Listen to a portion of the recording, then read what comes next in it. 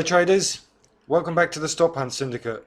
My name's Greg and today we're going to take a look at the Euro Swiss franc. I'm out here on the 60-minute chart.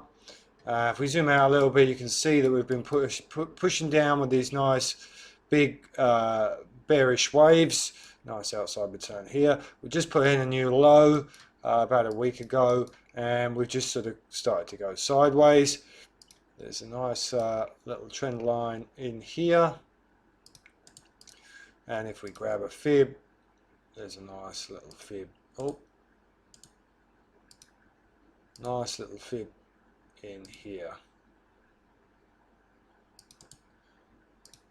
So the level I'm looking at is this level right here, and just to walk you through it, you can see here that we've had a decent amount of selling off of this level. Plenty of stops accumulating up here. We've had this decent bit of selling off before the level broke. That certainly would have got people interested. They will be looking left to see this is sold off quite significantly in the past, and they'll be wanting to jump on for a piece of that pie. And what have we done? We've broke out, so that will get all the breakout traders on board. Okay, we've had a nice retracement on a lower time frame. That would have looked like a great retracement. This started to push higher, so you've still got some more people buying in here, and then this candle has completely flipped and almost closed below the low. Didn't quite close below the low, but as you can see here, this might have encouraged a few more traders. We started to push higher and this one's flipped again, and now we've sold off back underneath this zone. So all of this adds fuel to the fire. Obviously, if people are selling at this level, then their stops will be buys, and certainly if they're buying at this level, all of their stops, I would imagine, will be under here, and they will be sells.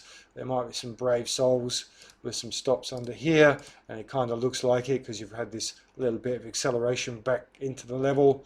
So all the banks and institutions need these sells, need these buys, which are your stops, in order to execute their sells.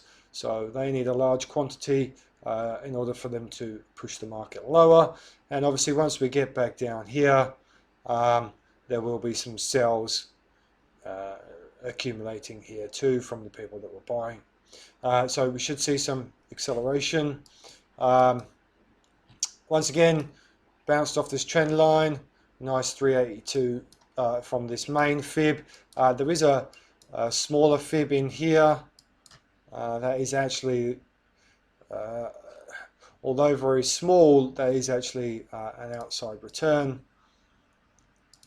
So you can put a fib on there. So you've got 786, 382, and if we put this horizontal here, you can see that we just kind of pushed up, bounced off the trend line, bounced off of these lows. There's a little bit of structure here, and have reversed back inside the zone. So let's delete these fibs. They do get in the way. So what am I looking for? Well, I'm looking to ride this lower bottom of the zone.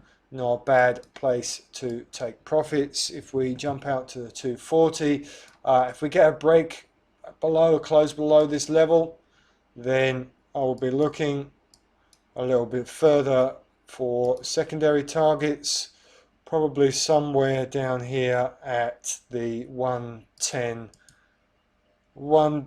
flat, 110.04, just off of here, and then I'll look to manage this trade. And if you're not already involved in this trade, what you can do is you can wait for this to push down, push back up, retest this from the underside, and it should offer you adequate risk to reward, certainly to the bottom of the channel and further. Anyway traders, I hope you enjoy this sort of content. If you do, please give it a like, give it a share.